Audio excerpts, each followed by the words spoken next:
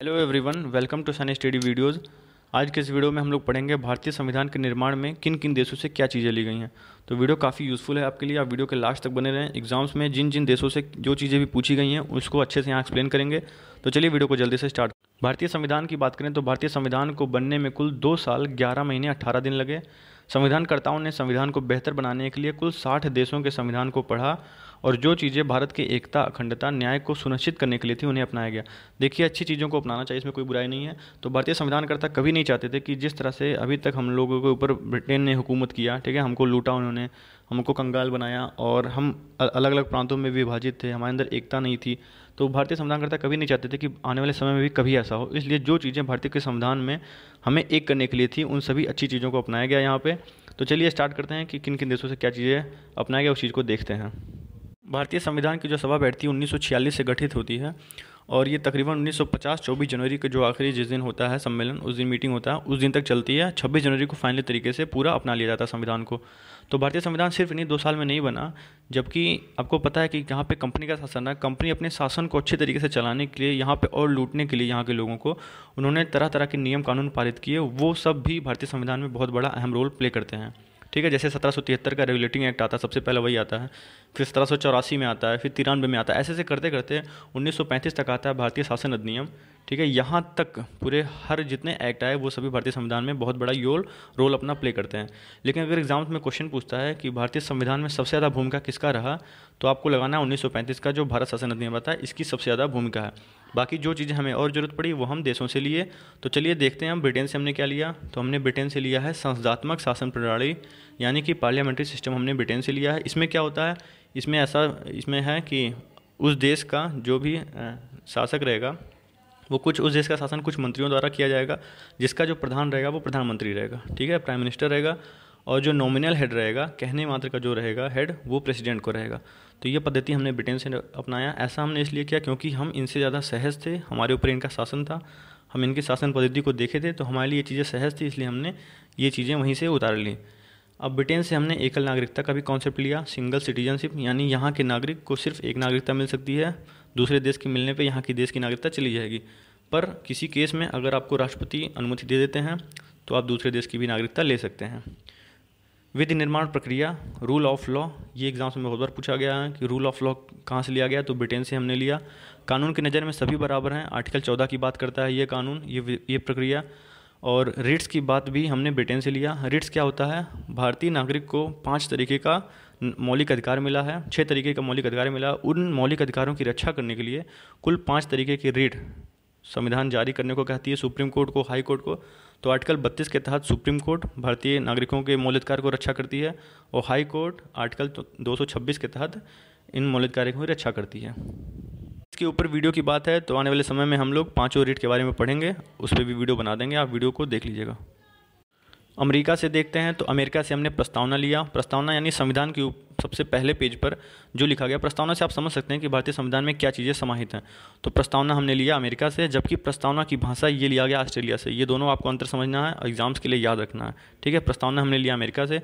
मौलिक अधिकार जो कि मैंने बताया कि अभी 6 हैं फिलहाल, पहले 7 हुआ करते थे, पर जो 44वां अमेंडमेंट एक्ट आता है उसके तहत संपत्ति के मूल अधिकार को हटा के कानूनी अधिकार बना दिया गया। तो इस समय मूल अधिकार 6 हैं। ये मूल अधिकार का कॉन्सेप्ट भी हमने अमेरिका से लिया। न्यायिक पुनरावलोकन भी हमने अमेरिका से लिया। और संविधान की सर्वोच्चता, यानी जो सुप्रीम है पूरे भारत में, वो कॉन्स्टिट्यूशन ही है, इससे ऊपर कुछ भी नहीं है। ये कॉन्सेप्ट भी हमने अमेरिका से लिया। निर्वाचित राष्ट्रपति और उस पर महाभियोग भी हमने अमेरिका से लिया। महाभियोग यानी इम्पीचमेंट, ये वर्ड सिर्फ राष्ट्रपति के लिए यूज़ किया गया संविधान में। और कई बार मीडिया में उछाला गया है कि जैसे अभी दीपक मिश्रा जो हमारे चीफ जस्टिस थे हाई सुप्रीम कोर्ट के, उनके ऊपर भी बताया जाता है कि महाभियोग लगने वाला है। तो इम्पीचमेंट जो वर्ड है सिर्फ राष्ट्रपति के लिए है, बाकी अदर जो न्यायाधीश हैं उच्चतम न्यायालय के, उच्च न्यायालय के, उनके लिए रिमूवल का वर्ड है, ठीक है, संविधान में। तो हमने महाभियोग यानी आर्टिकल 61 के तहत राष्ट्रपति को हटाने की व्यवस्था ये अमेरिका से लिया हमने। उपराष्ट्रपति की बारे में भी लिया हमने अमेरिका से, और ये न्यायाधीशों को हटाने की विधि हमने अमेरिका से लिया। सोवियत संघ से देखते हैं। सोवियत संघ जिसे आज रूस कहा जाता है, उससे हमने क्या लिया, मौलिक कर्तव्य जो कि फंडामेंटल ड्यूटी है। इस समय कुल 11 ड्यूटी है नागरिकों के लिए, ये हमने कॉन्सेप्ट रूस से लिया। योजना आयोग भी हमने रूस से लिया। योजना आयोग का इसमें वो आयोग का नाम बदल दिया गया है, इसमें नीति आयोग नाम रख दिया गया है, तो ये भी आपको याद रखना है। कनाडा से देखते हैं। कनाडा से हमने लिया संघात्मक विशेषताएं यानी फेडरेशन प्रॉपर्टीज़ लिया। इसके तहत ये किया गया कि केंद्र को ज़्यादा शक्तिशाली बनाया गया राज्यों से, ठीक है, जिससे हम लगातार एक बने रहें। अवशिष्ट शक्तियाँ भी केंद्र के पास दी गई कनाडा से। राज्यपाल की नियुक्ति प्रक्रिया जो है वो भी हमने कनाडा से लिया। संघ और राज्य के बीच शक्ति विभाजन भी हमने कनाडा से लिया। देखिए, अवशिष्ट शक्तियाँ वे शक्तियाँ होती हैं जो कि ना ही राज्य सूची में, ना समवर्ती सूची और ना ही केंद्र सूची में वर्णित है। यानी इन तीनों सूची में जिन भी सब्जेक्ट का उल्लेख नहीं है वो अवशिष्ट शक्तियाँ कही जाती हैं और उस पर नियम कानून बनाने का अधिकार केंद्र को दिया गया है। जैसे साइबर क्राइम की बात करें हम, तो ये किसी भी सूची में नहीं है, तो ये अवशिष्ट शक्तियाँ कहलाएंगी और ये केंद्र के इस पर अधिकार है नियम कानून बनाने का। आयरिश कॉन्स्टिट्यूशन से देखते हैं यानी आयरलैंड से देखते हैं क्या चीज़ें ली गई। नीति निर्देशक तत्व यानी नीति निर्देशक सिद्धांत जो है DPSP, ये हमने लिया आयरलैंड से। Directive principles of state policy हमने लिया आयरलैंड से। राष्ट्रपति के निर्वाचक मंडल की व्यवस्था हमने लिया आयरलैंड से।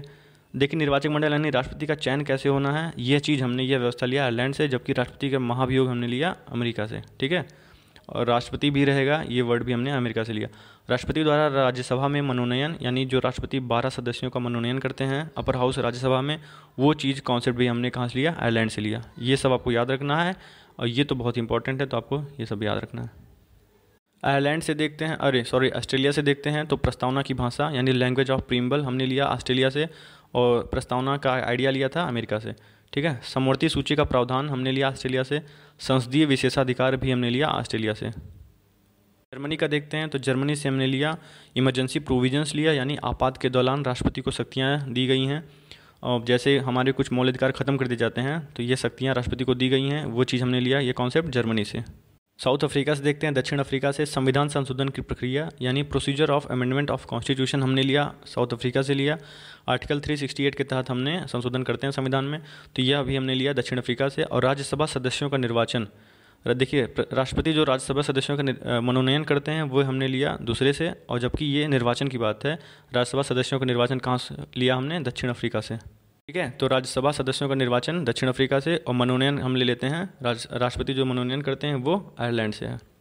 जापान से देखते हैं, तो विधि द्वारा स्थापित प्रक्रिया यानी प्रोसीजर इस्टेब्लिश्ड बाय लॉ, ठीक है, विधि द्वारा स्थापित प्रक्रिया ये लिया गया जापान से। जबकि जो रूल ऑफ लॉ है ये लिया गया इंग्लैंड से। प्रक्रिया, विधि निर्माण प्रक्रिया हमने लिया इंग्लैंड से और विधि द्वारा स्थापित प्रक्रिया लिया जापान से। दोस्तों, वीडियो ख़त्म होता है। अगर आपको ये वीडियो बहुत अच्छा लगा हो तो अपने कमेंट्स ज़रूर करें, वीडियो को लाइक करें, वीडियो को शेयर करें अपने फ्रेंड्स के साथ जिससे उनको भी अच्छे तरीके से समझ आए, और चैनल को ज़रूर सब्सक्राइब करें जिससे आने वाली वीडियोज़ आपको रेगुलर मिलते रहें। Thank you very much.